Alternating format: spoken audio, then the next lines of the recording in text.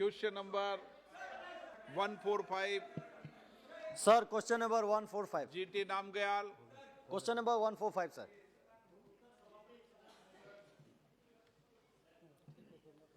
माननीय सदस्य। सर, मैं सबसे पहले सरकार को बहुत बहुत धन्यवाद देना चाहूँगा। पिछले 3 साल के मैंने जो डेटा मांगा था लद्दाख में, विशेष रूप से कैंसर से रिलेटेड बहुत अच्छे काम हुआ था। पहले वहाँ मेडिकल फैसिलिटीज़ में हमें इतना सुविधा नहीं मिलते थे। अब मैं वो सारा दोहराते नहीं रहूँगा। मैं आपके माध्यम से माननीय मंत्री महोदया के ध्यान आकर्षित करना चाहूँगा। सर, लद्दाख में बहुत सारे पेशेंट, खासकर कैंसर से रिलेटेड मरीज जो है, या दिल्ली में आना पड़ता है या श्रीनगर जाते हैं या चंडीगढ़ जाते हैं ट्रीटमेंट के लिए, तो बहुत सारे जो कॉस्टली मेडिसिन्स, खासकर केमोथेरेपी से रिलेटेड हो या नार्कोटिक पेन मेडिसिन हो या मॉर्फिन हो, ऐसे जो पेशेंट्स को खरीदना पड़ता है, जो एफर्ट भी नहीं कर पाते हैं। बाकी स्टेट्स में जो है एक एनजीओस उनको मदद करते हैं, और लद्दाख में अभी ऐसा एनजीओ भी नहीं है। दिल्ली में हमारा एक अशोका मिशन का एनजीओ अच्छा काम करता है। मैं माननीय मंत्री जी से जानना चाहूँगा, पैलेटिव केयर फैसिलिटीज़ जब तक एनजीओ खड़ा ना हो, palliative care facilities including Sougat Rai ji, दादा, आप इधर चर्चा कर रहे हैं फिर उधर चर्चा कर रहे हैं। सर मैं आपके माध्यम से माननीय मंत्री जी से जानना चाहूँगा, लद्दाख के पेशेंट्स को या असिस्ट करने के लिए palliative care facilities including home care service के जो हमें आवश्यकता है। और दूसरा जो है, मैं जानना चाहूँगा, अभी लद्दाख से पेशेंट भेजे, कैंसर का पेशेंट कहाँ भेजे वो भी समझ में नहीं आ रहा है। वो ऐसे भेज रहे तो पेशेंट अपने कन्वीनियंस के हिसाब से ढूंढ के जा रहा है। एक पर्टिकुलर हॉस्पिटल 1, 2, 3 को नॉमिनेट कर सकते हैं क्या, जो ऐसे गंभीर पेशेंटों को तुरंत वहाँ से भेजने के बाद यहाँ एडमिट मिल सके? क्योंकि हर स्टेट का अपना अपना एक प्रायोरिटी होता है, ऑब्वियसली होना भी चाहिए। तो उसमें हमारे पेशेंट्स जो है 6 महीना दिल्ली आके इंतजार करना पड़ता है। ये मैं माननीय मंत्री जी से जानना चाहूँगा जी।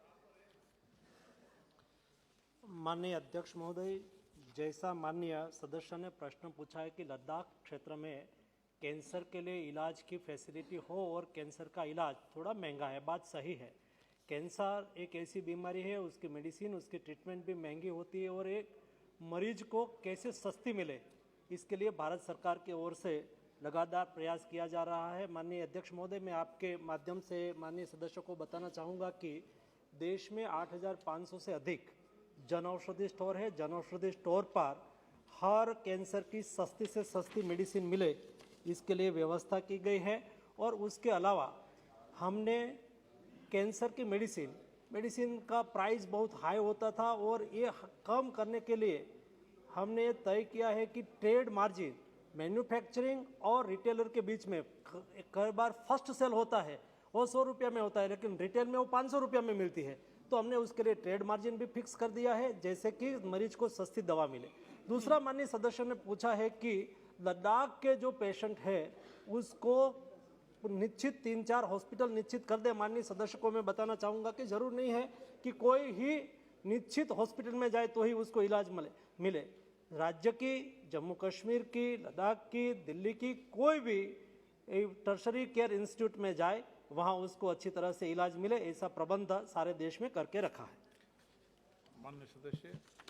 हाँ माननीय सदस्य। सर बहुत बहुत धन्यवाद।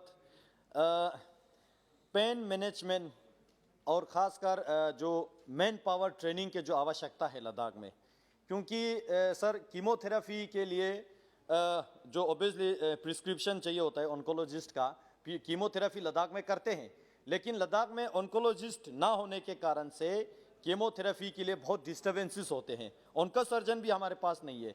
इसलिए मैं माननीय मंत्री जी से जानना चाहूँगा, आपने अभी बहुत विस्तार से बताया, लिखित में भी आपने जवाब में दिया है, सरकार ने बहुत अच्छे स्कीम्स बना है पेशेंट्स को मदद करने के लिए, असिस्ट करने के लिए, लेकिन जनमानस तक ये जानकारी अभी तक उपलब्ध नहीं हो पा रहा है।